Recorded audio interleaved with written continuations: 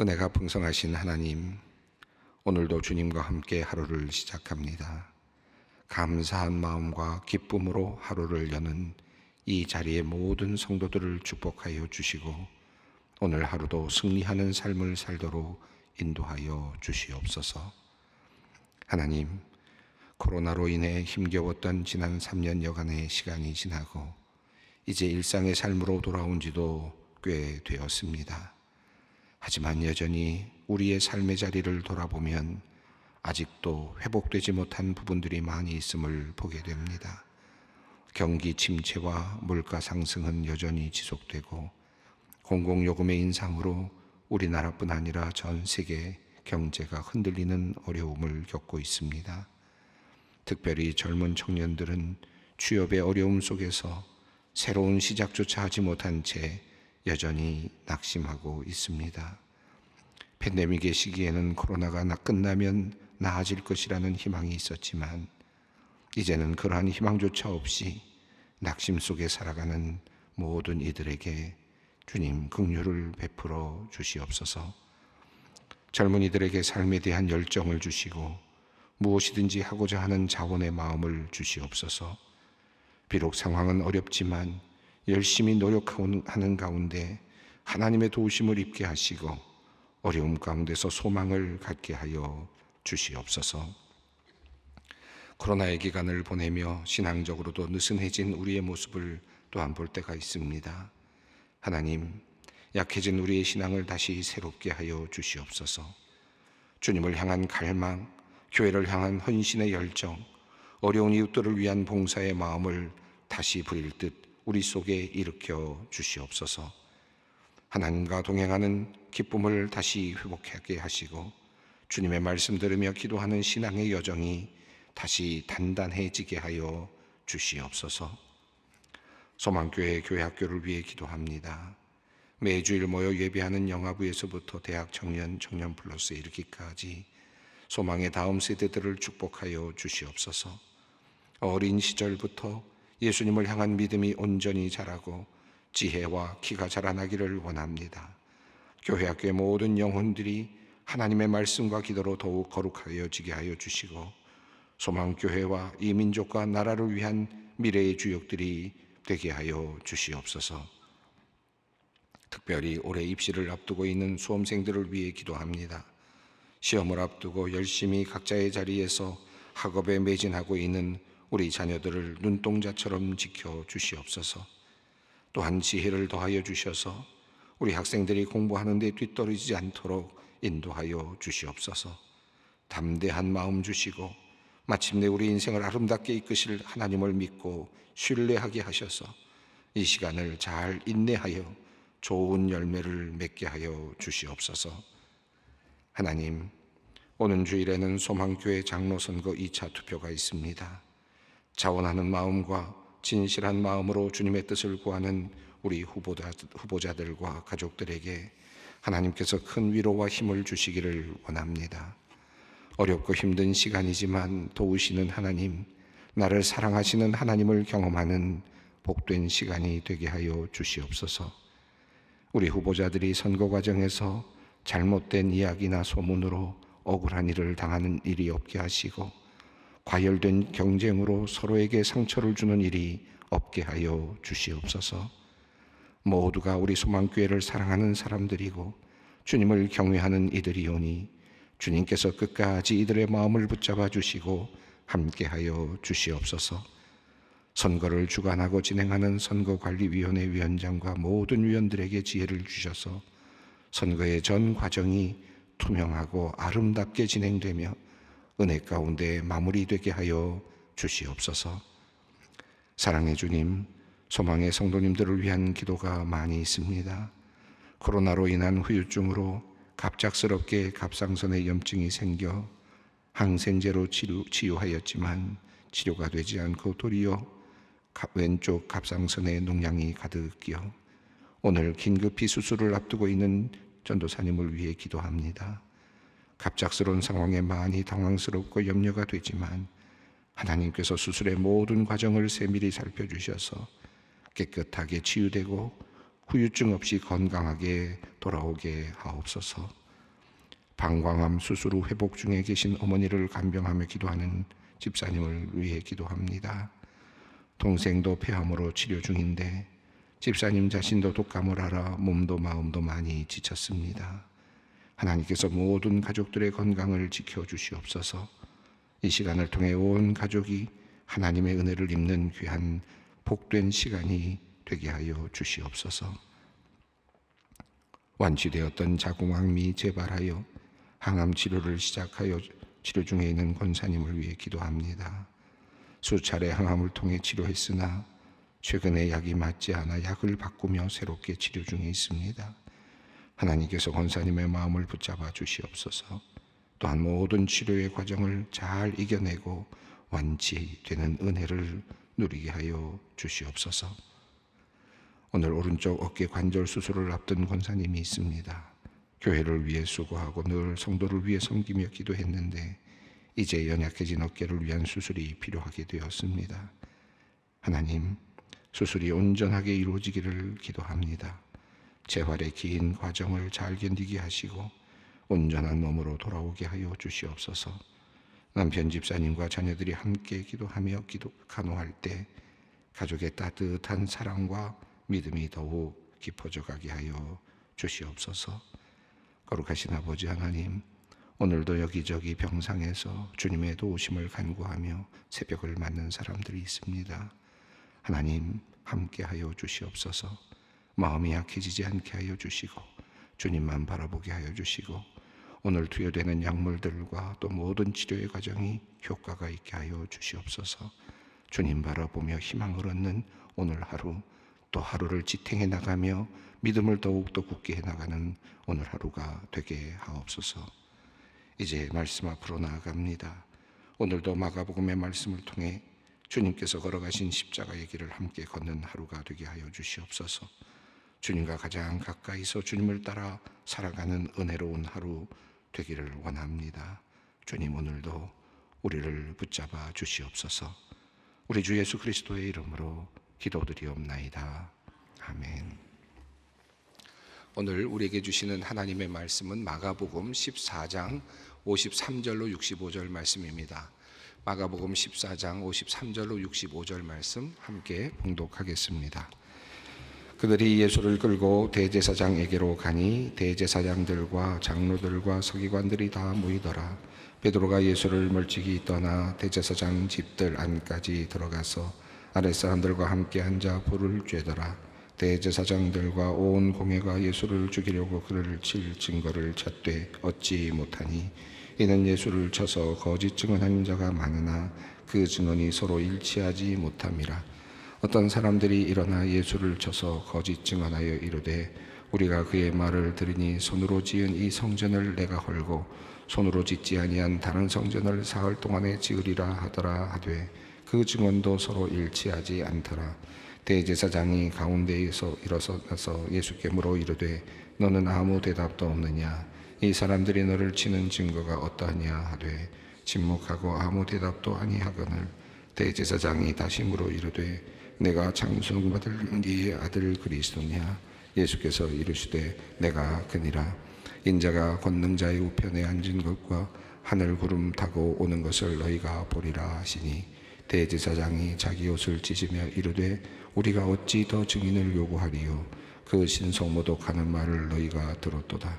너희는 어떻게 생각하느냐 하니 그들이 다 예수를 사형에 해당한 자로 정죄하고 어떤 사람은 그에게 침을 뱉으며 그의 얼굴을 가리고 주먹으로 치며 이르되 선지자 노릇을 하라 하고 하인들은 손바닥으로 치더라. 예수님께서 급박한 그 시간 아주 갑자기 하루 만에 이제 체포를 당하시고 그리고 이제 신문을 받으시고 또 사형 선고를 받으시고 죽으시는 그런 이야기의 흐름 가운데 우리가 지금 한복판에 서 있습니다. 이 지금 유대인들, 특별히 바리새인들과 서기관들, 대제사장들은 예수를 죽이려고 호시탐탐 노렸습니다. 오래전부터 이미 예수를 죽일 자로 판정했고 어떻게 죽일 것인가 하는 그런 문제를 계속해서 고민해 왔습니다. 성경이 우리에게 알려주고 있는 내용이죠. 처음에는 이 유월절 때 사람들이 많이 모일 때 차라리 명절이 되니까 예루살렘에 많은 사람들이 성지 순례를 하기 위해서 몰려오기 때문에, 또 제사를 위해서 유월절을 지키기 위해서 몰려오니까, 그럴 때에 예수를 잡아서 예수를 죽이게 되면 아마도 사람들에게 확 드러나니까 아마 좋겠다라고 생각을 했을지 모르겠습니다. 그래서 명절 때 죽이기를 원했지만 사실 몰려오는 사람들이 너무 많았고 또 예수를 따르는 사람들이 너무 많아서 혹시라도 명절에 그런 일을 하다가 탈이 나면 어떨까, 어떻게 할까라고 생각이 들어서 그렇게 하지를 못했죠. 그런데 그만 그때 조용하게 해결할 수 있는 길이 열렸습니다. 제자 중에 한 사람이 배반을 했고 예수가 있는 비밀 거처를, 그리고 그것을 알려줄 수 있는 사람이 생겼고, 그리고 그 밤에 급습해서 모든 일을 처리할 수 있는 가능성이 열렸습니다. 어찌 생각해도 본다면 단 하루 만에 이루어진 거사라고 할 수 있겠습니다. 대제사장들과 그리고 또 유대 종교 지도자의 입장에서 본다면 하룻밤 사이에 일어나는 일이고, 하룻밤 사이에 예수가 있는 그곳을 덮쳐서 그리고 예수를 붙잡아 오고, 그리고 남들이 다 잠들어 있는 그 사이에 재판이 이루어지고 사형 선고가 이루어지고, 아침이 되면 그 예수가 이제 심판을 당해서 죽는 모습을 보게 되는 그런 이야기가 진행이 되는 거죠. 자, 그러니까 하루 만에 처리만 할 수 있다면, 그래서 비밀리에 예수를 죽일 수만 있다면, 비밀스럽게 잡아서 그리고 그 대신 공개적으로 처형을 하게 된다면 그들이 원하는 바는 이루어질 것입니다. 아주 잘 효과적으로 이루어지겠죠. 그렇게 되면 예루살렘에 오는 수많은 사람들이 그렇게도 유명하던, 그렇게도 인기가 높던 예수가 하루아침에 죽는 모습을 볼 것이고, 허망한 모습으로, 아마 예수님께 어떤 희망을 가졌던 사람들은 허망한 마음으로 돌아갈 수 있게 되었을 것이고, 또 종교 지도자들의 그 큰 권한과 힘과 능력은 그대로 유지될 수 있었을 것입니다. 자, 이런 관점에서 본다면 지금 이 하루는 아주 급박하게 돌아가는 그런 순간이었다고 할 수 있겠습니다. 이 하루의 거사, 이것이 악한 사탄의 어떤 그 거사이면서 동시에 하나님의 그 큰 뜻이 이루어지는 그런 일이 되고 있습니다. 자, 예수님께서 이제 잡혀서 사람들에게 끌려가시는 장면이 오늘 본문의 내용입니다. 우리 53절 말씀 읽겠습니다. 그들이 예수를 끌고 대제사장에게로 가니 대제사장들과 장로들과 서기관들이 다 모이더라. 산헤드린 공의회를 지금 이야기하는 것 같습니다. 공식적으로 산헤드린 공의회가 모였는지는 정확하지 않지만 아마도 모였을 가능성이 높다. 야간에도 종종 모이는 일이 꽤 있었다고 합니다. 그러니까 산헤드린 공의회가 모였을 가능성이 있고, 또 하나는 그들이 이미 작전을 짜 놓은 상태였죠. 굉장히 희귀한 경우이지만, 그러나 이 경우는 예수를 잡아서 죽이기로 작정하고 배신자를 정했고 잡아오는 하나의 나름대로의 루트도 만들었을 것이고 경로도 만들었을 것이고 어떻게 해야 할지 시나리오도 어느 정도 짰을 거라고 생각합니다. 그러니 당연히 이제 법정에 사람들이 모이도록 했을 가능성은 높을 것입니다. 짜여진 각본대로 지금 가룟 유다가 배신을 하고, 그리고 사람들은 가서 예수를 잡아오고, 그리고 나서 법정에서의 또 신문은 이루어지게 되었을 것입니다. 늦은 밤이었지만 그러나 대제사장에게로 가고 그 집 앞에서 이제 신문이 이루어집니다. 여기 대제사장에게로라고만 되어 있는데 다른 곳을 보면 가야바의 법정으로 보여지고요. 또 요한복음에 따르면은 안나스라고 하는 전 대제사장 가야바의 장인에게 먼저 갔다가 그리고 가야바의 법정에 가는 이런 순서로 나타나고 있습니다. 마가복음은 이런 내용들을 조금 더 단순화해서 대제사장의 법정에게로 갔다라고 그렇게 소개하고 있습니다. 대제사장에게로 가서 그들이 지금 신문을 하고는 있지만 그러나 이들이 예수를 죽일 수 있는 권한은 사실은 없었습니다. 요한복음 18장 31절을 보면 빌라도에게 예수님을 데리고 갔을 때 빌라도에게 이제 그 많은 군중들이 예수를 죽이라라고 하는 그런 이제 그런 심판하라라고 하는 재판하라고 하는 그런 이야기를 할 때 빌라도가 너희가 데리고 가서 심판해라, 재판해라라고 그렇게 이야기를 하죠. 이 말은 너희들의 어떤 그 민족들이 할 수 있는 범위 안에서 너희가 심판을 하고 재판을 하고 그 정도의 벌을 내리라라고 하는 것이었습니다. 그런데 사람을 죽이는 일은 로마 법정에서만 가능했던 것 같습니다. 그러니까 그들이 로마서 18장을 보면 31절에 우리가 죽일 수 없다. 그리고 우리가 죽일 권한이 우리에게 죽일 권한이 없습니다. 라고 하면서 죽이려고 하는 의도를 분명하게 보여주죠. 그러니까 빌라도는 단순하게 예수를 어떤 하나의 벌을 주거나 그렇게 해서 재판을 해서 어느 정도의 형벌 때린다든지 이런 방식으로 놓아주기를 원했는지도 모르겠습니다. 그런데 그들은 이미 죽일 각오를 하고 있었고 죽일 마음을 갖고 있었기 때문에 빌라도에게 가서 요청을 하죠. 우리에게는 죽일 권한이 없습니다. 그러니까 선고를 내려달라. 강하게 빌라도를 압박하는 모습을 볼 수 있습니다. 자, 그러니까 오늘 본문의 이야기 흐름을 보면 이 이야기는 지금 그들이 죽일 권한이 없다는 것은 알고 있습니다. 다만 이 자리에서 지금 증거를 찾고 죽일 명분을 찾는 그런 과정이었다라고 볼 수 있겠습니다. 그래서 오늘 본문은 전체적으로 증언 또 증인이라고 하는 표현들이 계속 나오고 있고 또 마지막에는 예수님께서 스스로 말씀하시는 그래서 그것이 이제 예수를 죽일 증거가 되는 하나의 그런 과정으로 이어지고 있습니다. 재미있게도 오늘 본문에도 베드로가 등장을 하는데요. 오늘 본문에 베드로가 등장을 살짝 합니다. 마치 도입에 이야기가 이제 시작될 하나의 암시를 두듯이 베드로의 이야기가 시작이 되고 그리고 나서는 신문하고 또 증언하는 그런 이야기가 나오고 그리고 나서 그 뒤에 베드로가 이제 예수님을 부인하는 그런 내용이 나옵니다.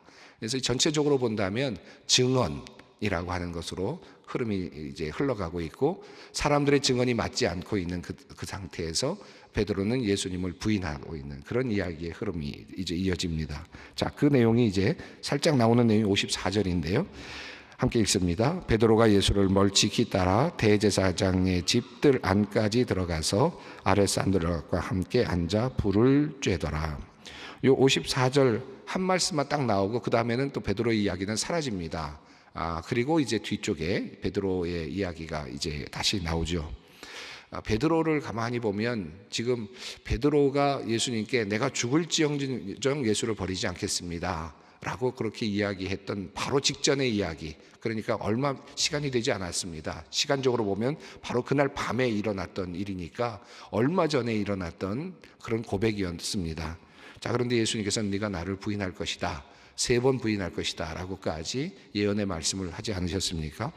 자, 그런데 베드로를 보니까 사람들이 다 도망을 갔습니다. 그리고 흩어졌습니다. 모든 사람들이 도망가는 베옷을 입었던 사람이 옷을 벗고 도망가는 그런 장면까지 포함해서 예수를 따라왔던 수많은 모든 사람이 다 도망가는 그런 하나의 모습을 그림으로 그려주지 않았습니까? 성경이 어제 본문이죠. 자, 그런데 이제 그 중에도 그럼에도 불구하고 한 사람 예수를 가까이 그나마 따라간 사람이 있었는데 베드로였습니다. 그러고 본다면 베드로의 그 고백이 진정성이 있었구나 하는 것을 알 수 있죠. 예수님을 따라가서 예수님이 법정에까지 따라 들어갔던 유일한 제자가 아니었을까? 성경에 따르면 그렇죠. 멀찍이 따랐다라고 되어 있는데 생각해 보면 우리가 보통 이제 베드로를 이야기하면서 멀찍이 따라간 것에 대해서 주로 이야기를 하면서 우리가 멀찍이 따라가기 때문에 배반을 한다 그런 얘기들 참 많이 합니다. 그것도 굉장히 중요한 우리의 영적인 관점이라고 생각합니다. 그러나 다른 모든 제자들하고 비교해 봤을 때 지리적으로 한번 생각을 해본다면 지금 예수님이 지금 가야바의 그 뜰에 있고요. 그리고 제자들은 다 흩어졌습니다. 멀리 다 갔습니다. 어디로 갔는지 모를 정도로 다 흩어졌는데 그나마도 지금 가야바의 법정의 뜰 안에까지 들어가 있는 한 제자가 있습니다. 그 제자가 바로 베드로입니다. 그러니까 베드로는 사실 아직도 예수를 따르고 싶은 마음, 그리고 예수님을 계속해서 보호하고 싶은 마음이 강했을 거라고 생각합니다. 그런 면에서 본다면 모든 제자들 중에 가장 가까이 따른 제자가 바로 베드로이기도 합니다. 이 순환의 자리에 본다면 베드로가 가장 예수님 곁에 가까이 있기는 했습니다. 그러나 예수님께 그렇게 가까이 따라가다가 예수님의 순환의 자리에 가장 가까이 따라가다가 결과적으로는 예수님을 배반하는, 예수님을 부인하는 그런 자리에 서게 됩니다. 우리가 예수님을 멀찍이 따라갈 때는요, 도리어 예수님을 배반할 일이 없습니다. 이미 많이 떠났기 때문에. 그런데 예수님을 더 가까이 따른다고 할 때, 예수님과 더 가까이 긴밀해진다고 생각할 때, 예수님의 순환의 장에 같이 함께 한다고 할 때, 예를 들면 선교의 장에 나가서 가장 그 하나의 전투의, 영적 전투의 그 하나의 전선에 서서 일한다고 할 때, 이렇게 어려운 어떤 영적인 자리 또는 하나님의 역사의 어떤 현장, 이런 자리에 서 있을 때 도리어 우리가 실족하기가 쉽습니다. 그것은 실족하는 이유는 우리의 연약함 때문이다 라고 하는 것이죠. 베드로가 바로 그런 모습을 보여주고 있습니다. 예수님의 순환의 자리까지 사실은 따라갔습니다. 따라갔는데 바로 붙기는 어려웠죠. 인간의 나약함이죠. 그러니까 옆에서 있지만 아마 베드로의 마음에는 여차하면 내가 뭔가 도와드려야지 뭐 이런 마음을 갖고 갔겠죠. 그런데 그저 생각지 못했던 어느 순간에 그만 부인하게 되는 이제 그런 참 안타까운 모습이 나타납니다. 자, 베드로 그럼에도 불구하고 예수님 옆에 사실은 가 있는 모습을 보여주고 있습니다. 자, 이어서 이제 서로 이제 예수님을 잡으려고 하는, 또 예수님을 잡아서 죽일 명분을 찾는 사람들의 이야기가 소개되고 있습니다. 55절 말씀입니다.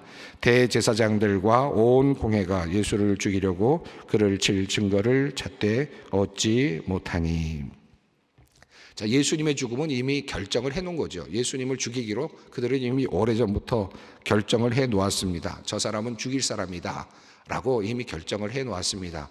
그리고 이제 하나의 함정을 받고, 그리고 예수를 조용하게 지금 사람들이 잠자는 틈에 예수를 급습해서 예수를 지금 법정으로 끌고 왔습니다. 그리고 이제 증거를 찾는 거죠. 그런데 증거를 찾지 못하고 있습니다. 56절 읽습니다. 이는 예수를 쳐서 거짓 증언하는 자가 많으나 그 증언이 서로 일치하지 못함이라. 예, 우리가 이 세상을 살아가면서 지금 우리나라도 그렇고 뭐 세계적으로도 법정이라고 하는 것이 이제는 굉장히 아주 오랜 전통을 가지고 있고, 또 그리고 아주 그 정의를 잘 구현하기 위해서 시스템이 잘 갖춰 있기는 하지만, 그러나 법정에 섰을 때 너무나도 억울한 일을 당하고 그리고 또 서로 맞지 않는 증언에 의해서 참 힘든 어려운 시간들을 겪는 사람들이 사실은 오늘도 여전히 많이 있습니다. 어느 나라에서든지 있는 것을 보게 됩니다. 거짓된 어떤 의도를 가지고 먼저 어떤 정해놓고 형벌을 정해놓고, 때로는 어떤 사람을 죽일 것이라든지 또는 사람을 어떻게 망가뜨리려고 하는 그런 어떤 결론을 이미 내놓고, 그리고 거짓 증언을 짜맞추는 그런 일들이 오늘날에도 여전히 여러 문화권 안에서, 여러 사회 안에서, 여러 국가 안에서 이루어지고 있는 것을 봅니다. 더더욱 독재 국가와 같은 나라에서는 더더욱 그러한 일들이 일어나고 있죠. 아마도 수많은 사람들이 이러한 법정에서 이와 같은 억울함을 경험했을 거라고 생각합니다. 그런데 지금 예수님도 같은 그런 자리에 있습니다. 유대인들은 이제 예수님을 이미 죽이기로 결정했고, 그리고 나서 죄를 찾는 것입니다. 그리고 그 죽일 만한 죄를 나올 때까지 지금 파고 있습니다. 이것이 지금 예수님의 그 가야바의 법정에서의 모습입니다. 아마도 저는 이런 생각이 듭니다. 참 법정에서 억울함을 당하고 그리고 거짓 증언들 앞에서 정말 속에서 솟아올라오는 그 분노를 참지 못했던 수많은 사람들, 역사 속에서 오고 오는 세대의 사람들이 아마 수없이 많았을 텐데, 나봇의 포도원 사건도 그렇지 않습니까? 수많은 그런 일들이 일어났는데 그 많은 사람들이 그 많은 사람들의 그 원성들을 잠재울 수 있는 유일한 분이 바로 예수 그리스도가 아닐까. 나도 그랬다. 나도 너와 똑같았다. 나도 똑같은 경험했다. 라고 말씀해 주실 수 있는 바로 그 자리가 바로 이 예수님의 이 자리가 아닐까 생각합니다. 그들은 이미 죽이기로 작정했고, 그리고 그 증언들을 모아가고 있습니다. 57절 말씀입니다. 어떤 사람들이 일어나 예수를 쳐서 거짓 증언하여 이르되, 58절입니다. 우리가 그의 말을 들으니 손으로 지은 이 성전을 내가 헐고 손으로 짓지 아니한 다른 성전을 사흘 동안에 지으리라 하더라 하되. 이 말씀은 조금 우리를 혼란스럽게 합니다. 왜냐하면 예수님이 이런 비슷한 말씀 하지 않았나 하는 생각이 들죠. 요한복음 2장에 보면 예수님께서 직접 하신 말씀으로 나오기도 합니다. 또 마태복음에 따르면 이런 그 증언이 두 사람에 의해서 이루어지고 있는 것을 볼 수 있습니다. 아마도 이 말씀은 예수님을 지금 위협할 수 있는 아주 가장 근접했던 증언의 한 부분으로 마가가 인용하고 있는 것으로 보여집니다. 예수님께서 이 말씀을 하지 않았다라는 뜻이 아니라 이 말씀을 맞추는데, 이 말씀을 꽤 맞추는데 증언이 서로 일치하지 않았다라고 하는, 죄를 삼기에 일치하지 않은 그런 지금 장면을 표현하고 있다고 보여집니다. 그래서 그 증언이 일치하지 않았습니다. 자, 60절 61절 있습니다. 대제사장이 가운데에서 일어나서 예수에게 물어 이르되 너는 아무 대답도 없느냐? 이 사람들이 너를 치는 증거가 어떠하냐 하되 침묵하고 아무 대답도 아니하시거늘 대제사장이 다시 물어 이르되 내가 찬송받을 이의 아들 그리스도냐? 예수님께서 침묵하셨다라고 했는데 왜 갑자기 그 다음엔 대답을 하시는가? 다음 편엔 대답하시는 게 나오거든요. 그 이유는 60절부터 61절까지는 예수님께서 지금 네가 지금 지은 죄, 네가 지금 지은 죄에 대해서 인정하느냐라고 하는 질문을 던졌을 때 예수님께서는 침묵하셨습니다. 예수님께서 받아들일 수 없는 거죠. 그것은 죄가 아닙니다. 예수님께서 그 죄를 인정할 이유가 없으십니다. 그러자 이제 이 대제사장은 질문을 바꿉니다. 네가 누구냐? 너는 찬송받을 이의 아들 그리스도냐? 이제 신성모독으로 몰고 가기 위해서 이제 그 질문을 던집니다. 그러자 주님께서 말씀하십니다. 62절입니다. 예수께서 이르시되 내가 그니라 인자가 권능자의 우편에 앉은 것과 하늘 구름을 타고 오는 것을 너희가 보리라 하시니, 드디어 예수님께서 그때는 말씀을 하십니다. 나는 맞다. 내가 바로 하나님의 아들 그리스도다, 메시아다 라는 사실을, 내가 그니라, 드디어 비밀을 열어 보여주십니다. 이 말씀은 마가복음에 따르면 내가 누구냐라고 하는 것을 분명하게 자신의 입으로 설명하신, 그래서 자신의 비밀을 풀어놓으신 그 유일한 그리고 매우 중요한 정점에 있는 사건이라고 할 수 있습니다. 이 마가복음의 1장 1절은 이렇게 시작되죠. 하나님의 아들 예수 그리스도 복음의 시작이다, 이렇게 시작합니다. 복음서 기자 마가는 하나님의 아들 예수 그리스도, 바로 예수는 하나님의 아들이다 라는 선언으로부터 시작이 됩니다. 자, 그리고 나서 수많은 역사들이 일어납니다. 1장 11절에 세례를 받을 때 하나님께서 이는 내 사랑하는 아들, 내가 기뻐하는 자다 라고 하는 말씀이 들려왔습니다. 그것은 하늘로부터 들려오는 소리였습니다. 또 그 다음에 변화산에 올라갔을 때 하늘로부터 들리는 소리가 있었으며 이는 내 사랑하는 아들이요 그러니 너희가 그의 말을 들으라 라는 하나님의 음성이 들렸습니다. 그래서 예수가 그리스도 하나님의 아들이라는 이야기는 복음서 기자를 통해서 선포되었고 하늘로부터 들려오는 소리로 들렸고요. 그리고 귀신들도 고백을 했습니다. 3장 11절 5장 7절에서 귀신들이 보면서 당신은 하나님의 아들입니다 라고 고백을 합니다. 귀신들도 하나님의 아들이라고 고백하고 하늘로부터 하나님의 아들이라는 소리가 들리고 복음서 기자가 하나님의 아들이라고 이야기를 하죠. 그리고 나중에 보면 15장에서 백부장이 예수님의 죽음 이후에 그는 진실로 하나님의 아들이었다라고 고백을 합니다. 이 마가복음의 전체적인 흐름 속에 있죠. 그런데 내가 하나님의 아들이다라고 하는 예수님의 말씀으로 직접적인 표현으로 나타나는 자리는 바로 여기입니다. 내가 그니라. 내가 그니라. 여러분, 오늘 이 말씀을 붙잡고 우리 기도의 자리로 나가십시다. 내가 그니라. 내가 바로 하나님의 아들 그리스도이니라, 메시아이니라. 나에게 모든 것이 있다라고 말씀하시는, 나에게 모든 희망이 있다라고 말씀하시는 바로 그 말씀, 내가 그니라. 바로 너희가 찾는 바로 그가 나이니라. 이 말씀 붙잡고 우리 기도의 자리를 함께 나아갔으면 좋겠습니다.